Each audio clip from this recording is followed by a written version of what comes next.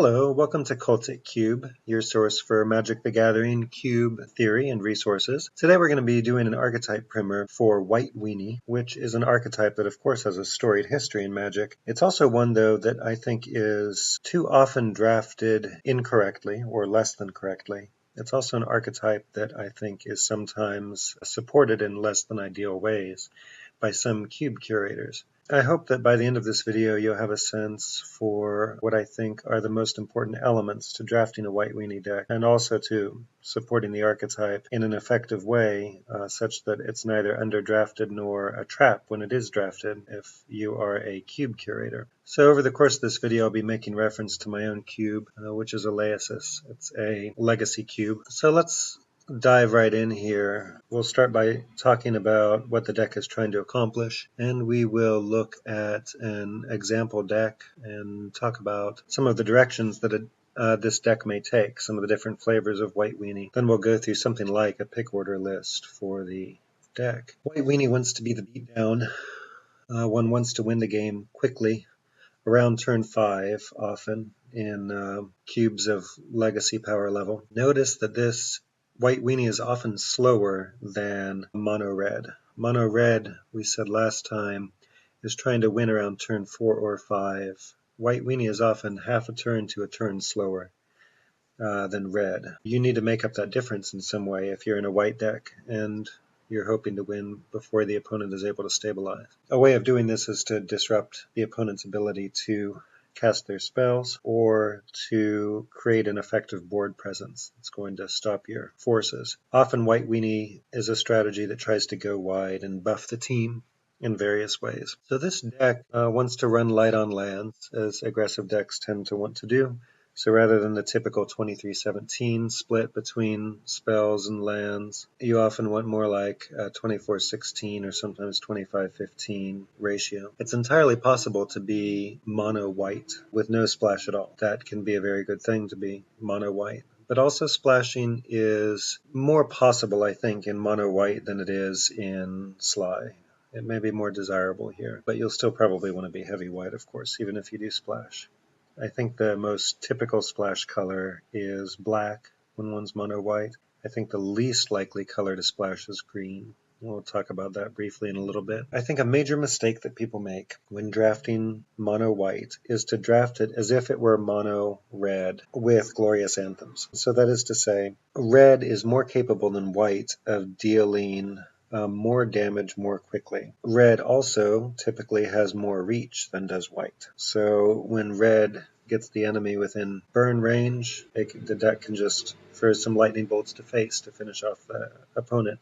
White doesn't have that capability in most environments. So while inexpensive aggressive creatures are the bread and butter of the White Weenie deck, this isn't adequate to putting the deck over the top and posting positive results with the deck. I think that you need to lean into white's major strength that it has over red, for instance, which is resource denial. We'll be talking about that more, but this is the major thing I'd like you to take away from the video. I've identified a few major flavors of the archetype: disruption, tokens, and tempo. These one can mix and match at will. So since I have referenced and will probably continue to reference these categories of cards, I just want to put up here for you Savannah Lions, so we're all on the same page. Savannah Lions was a rare and alpha, and these days we get this kind of card, white for a 2/1, printed all the time, and these days it typically has upside, of course. Glorious Anthem, we get lots of versions of this effect too, and I'll argue in this video that the enchantment-based Anthem effects, like Glorious Anthem itself, are less desirable than when the effect is on a creature, for example, when the effect has power and toughness. Let us take a look at an example deck from Laesis, so you can get a sense of what a mono white deck might look like. This one is entirely white. You'll notice the deck has nothing but plains here. This is a 16 land version of the deck. I have one 5-drop you'll see in Angel of Sanctions. I've got, I believe, 4 4-drops. 2 spells, Armageddon and Gideon Ally of Zendikar here, Make that 5 4-drops, and then 3 creatures, Palace Jailer, Gisela, and Hikori Deathstrinker. So the deck is still quite aggressive. I mean, look at the density of 1-drops over here, but it is a little more land hungry than some versions of the deck might be. So notice that this deck does have its share of Savannah Lions. We've got Kithian, who's great in this role. We've got Isamaru, who's, sort of honorary Lion plus. Sky Marcher Aspirant, Figure of Destiny, Student of Warfare. So a number of Savannah Lions type creatures. We've also got some 1-drops that disrupt the opponent in various ways, like Mother of Runes here, who we'll talk about her more later, and Gideon's Lawkeeper. Plenty of 1-drops. I have 0 actual Glorious Anthems, largely because I don't cube Glorious Anthems, but I have similar effects available to me. So for instance, Benelish Marshal buffs the team. If we look down here, Gideon Ally of Zendikar, his emblem is an Anthem effect. Also, History of Benalia is sort of an Anthem effect, I suppose. You can think of it this way when it finally pops off. And then there's Umezawa's Jitta, who is not an Anthem effect, but is a way of buffing one guy. I have a way of making my guys bigger and better able to interact with larger threats on my opponent's side of the board. Another very important thing to notice here is the density of disruption that I have. Thalia is a big one. Hikori Deathstrinker is a Winter Orb on legs, and I have Armageddon here, who's key to the deck. I've got very cheap interaction available to me. I've got both Path and Swords, which is great. Also, Angel of Sanctions is an enormous Fiend Hunter, who is also a finisher, and who hits permanents, right? Or not just creatures, unlike Fiend Hunter. So this is a pretty successful version of a mono-white aggressive deck, and notice it has not only small creatures and ways to buff them, but also plenty of ways to disrupt the opponent's plans. So how does one get into this deck? Here's some good first picks that would put me in White Weenie. Armageddon is amazing in the deck. You get out ahead of your opponent with your inexpensive beaters, and then you blow up everybody's lands, and the opponent can no longer play Magic, is the idea. As you start to rebuild your mana base, you still have cheap creatures to be playing, so you're still ahead even after this symmetrical effect resolves and both of you lose all of your land. Mother of Runes is a great card in the deck, which is sort of funny maybe because she's she doesn't look aggressive, but she protects your team and she helps you to push damage through too by giving your best attacker protection from whatever color of problem creature there is on the other side of the board. Thalia, another great first pick. This is the original Thalia, Guardian of Thraben from Dark Ascension. She really slows down many opponents' game plans in Cube. I think too often people think about Thalia largely as tech against Storm or other spell-based combo, and she is in fact great there, but she's also great in a White Weenie deck and slowing down your opponent's game plan. Here I've listed some emblematic cards for each of the splash colors. I don't want to go over these in detail. I think you'll get the idea from them here. I put Hikori Deathstrinker down for the mono-white version as a disruptive element to think about. Azorius is going to be a tempo-based deck, almost certainly. One might well splash black. I said earlier, I think this is the most common splash color. When one is splashing black, it's going to be for other forms of disruption. So here, hand disruption, for instance. Of course, black has great removal, but white has great removal too. So you're probably only splashing black removal if you have missed on swords and so on. Also, black has a lot of token payoffs in many environments. Red, Boros. I put Rabblemaster here because he's an aggressive creature and he makes tokens, which plays well with certain versions of the White Weenie deck. There are other reasons to splash red as well, not least of which is Lightning Bolt, of course, or something like Lightning Helix or Boros Charm, or those kinds of spells too. Green, I think you're least likely to splash. Here's a Gaia's Cradle. You can produce 1,000,000 mana with it in White Weenie often, although it's often going to be colorless for you.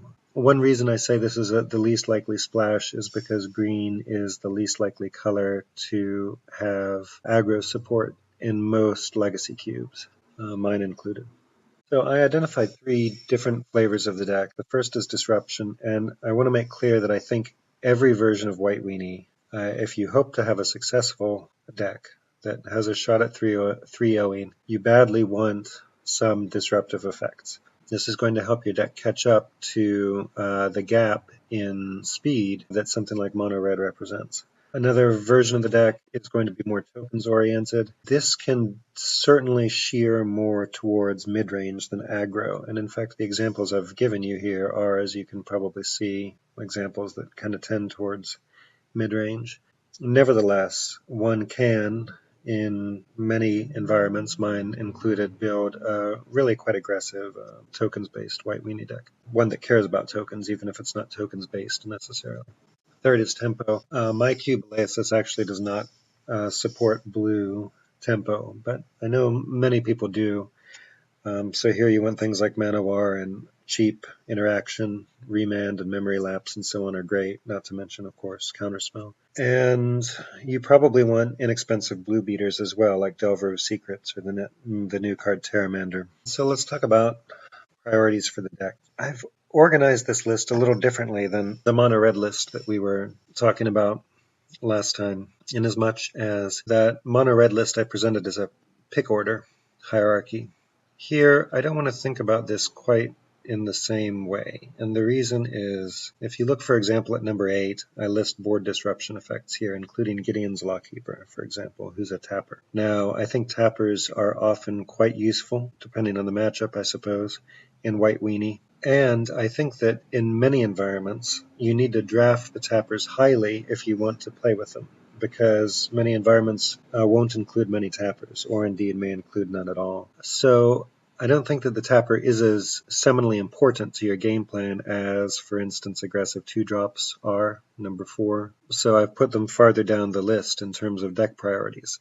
However, you may need to draft them more highly than you do aggressive 2-drops, because many cube environments are going to have more aggressive 2-drops available to you than tappers. I hope that made some sense. And if nothing else, this allowed us to pause on the screen for a moment, but let's soldier on here. Resource disruption. This is the most important component for characteristic White Weenie decks that are good ones. You cannot simply rely on playing 1 and 2 mana guys and then playing an Honor of the Pure or something and winning from there. You need ways of slowing down your opponent and making your opponent have a more difficult time interacting with you and your clock. Take these extremely highly. These are extraordinarily important cards to your game plan. Now, your bread and butter is, of course, the aggressive 1-drop, the different incarnations of Savannah Lions, for instance. I've put Mother of Runes here because she's a 1-drop, but I recognize that she's in she doesn't fit very neatly in this category, as Mother of Runes has never in her life turned sideways to attack. That's hyperbole, of course, but it's not what you want to be doing with Mom. But I've highlighted her here because, as I intimated early, she is pack 1, pick 1 material. She should never wheel, so never pass up on her, because any deck that can play her and is playing creatures probably want to put Mom in their deck. You'll have competition for her, so take her very highly. Inexpensive board interaction. Swords to Plowshares has been called the best removal spell in Magic. Excellent spot removal. We've got Path to Exile as well, very similar effect. Declaration in Stone is a newer card. We've also got access to things like Journey to Nowhere is a common one, 2-mana enchantment-based creature removal. So these kind of cards are a pull towards white. These are good reasons to be in an aggressive white deck. I don't like Oblivion Ring, if I can help it, in my White Weenie decks. That's removal that's starting to get too expensive. But if worst comes to worst, certainly put Banishing Light or what have you in your deck. Palace Jailer I've highlighted here as somebody who, again, doesn't quite fit the category, but who is an excellent card. Pack 1, pick 1 material card. He's another card whom anybody who can cast him will love to snap him up and play him. He's just an excellent Fiend Hunter, largely because he's a Fiend Hunter who also draws you cards, and who, even if he dies, doesn't give the creature back. You have to lose the Monarch to lose the exiled creature. He's a deck who wants to be in an aggressive deck. He wants to be here in this home, so take him home. Aggressive 2-drops and resilient 2-drops Precinct Captain is kind of an underrated card, I think, because if you can cast him on turn 2, he's going to do some work, almost certainly. He's hard to rumble with early, and he's going to start making some boys, and it's going to be good. Anyway, here's a few other 2s to keep your eye on. Aggressive equipment, of course, we talked about this category with respect to mono red as well. Mono white, though, has the advantage of having access to Stoneforge Mystic too, which is a good speculative early pick. Or if you've got some equipment, then definitely Slammer. Things like Umezawa's Jitter are still great. I've also put Sword here, the Swords of X and Y. These I like a little better in mono white than I do in mono red, because you are already a little bit slower per force than mono red. You can embrace that slightly more slow aspect of the deck and run a sword that's going to give you a ton of value. Swords are value machines. Token production, this category goes up or down in value depending on the style of mono white deck that you're building, but many of these are still great cards. So Brimaz you're going to put in any mono white deck, whether you care about tokens or not. He is very similar, of course, to Hero of Bladehold. I love Hero of Bladehold, but I have to say Brimaz is the better card, largely by virtue of being cheaper. Which is obvious, I suppose. Secure the Wastes, might be happier in a more mid-rangey version of the deck, or a deck that has some mana acceleration. Secure the Wastes, I think, is even totally fine in control decks. So this is a card that other people may want, although it's not often going to be an extremely high pick. But anyway, it's fine in White Weenie. It's good that it has the flexibility of allowing you to cast it anywhere in the curve. Elspeth, we're not actually running her in Aleasis, but she's a classic, of course. The fact that she has 2+ abilities is huge. So, as I intimated earlier, I don't like enchantment-based anthems. Those are too feast or famine. I like the anthem effect, though, and I like taking anthems that can attack or do other things. So Benelish Marshal is impossible to cast, unless you're in exactly White Weenie, where he's totally fine. He costs 3, just as does Glorious Anthem, and he has the Glorious Anthem effect, but he's a 3/3, so he's a fine card. One that's sometimes underrated in the cube community, I think, although understandably so because of the ridiculous casting cost. Getting an ally of Zendikar may be the best anthem that there is, because he makes this emblem that is an anthem that cannot be interacted with. Currently in Magic, there's no way to interact with emblems, of course. And he does other things, right? He makes tokens, and he swings for 5. Angel of Invention, we're getting a little more expensive here at 5, but she gives you a lot for your 5. She's an anthem on a stick. She comes with 2 little buddies. Both of her little buddies, as long as she's alive, are tutus. They're grizzly bears. And she's got a whole bunch of keywords. She's a fine card. A very good card. One of the best white 5s. Creature 5s, anyway. Board disruption effects. I've kind of put together all different kinds of cards in this category, but you want ways of pushing your guys through, and all of these cards give you different ways of getting at that kind of effect. Card advantage, I think this is the least important aspect of the deck. You can run no card advantage effects in your White Weenie deck and probably be fine. There are some available to you, but they're few and far between. White's not known for card advantage, of course. By far the best card here on the screen that we're looking at is Legion's Landing. I stuck it under card advantage because it is card advantage in a way, right? It lets you pump out tokens, pump out 1 token per turn cycle. When you can flip the thing. I just want to say that the card is good in White Weenie. I would take this card much more highly than putting it on slide number 9 here might tend to imply. In fact, you can think of the card as a white 1-drop creature, and I don't think you'd be much wrong, which means you should take it very highly, because you want all the aggressive 1-drops you can get. Finally, finishers. This is another category where you don't want to overburden your deck. I would try not to put finishers that cost more than 4 in the deck, and I'd only put a couple of those in. You can go up to 5, though, and there are very good options at 5, of which I've given one example here in the form of Archangel Avacyn. Gisela is very good. It's very hard to interact with her when you're playing on her turf, which is rumbling in the sky, but she can eat a lightning bolt and die, so there's that. Ignore all of the flavor text about melding the card. I think Bruna's a bad card, a trap card. Don't put it in your deck. Don't put it in your cube if you're a cube curator. Hero of Bladehold is a classic. I love hero. She's just one of my favorite Magic cards, but I have to say, with regret, that she is getting worse and worse over time. She's not an incredibly high pick these days, I don't think, in most environments, or at least not in mine. So, that's what I have for you. Thanks very much for watching. I want to thank the Cube community broadly, my playgroup in particular, also the MTG Cube Talk Discord server, and the MTG Cube subreddit. These are environments with lots of good people who are excited to talk Cube and Cube design. I'll put links to those in the video description. And also I have some people I want to give special thanks to, people with whom I was working as I developed this primer. Thank you very much for watching. Feel free to leave a comment, and I will see you next time.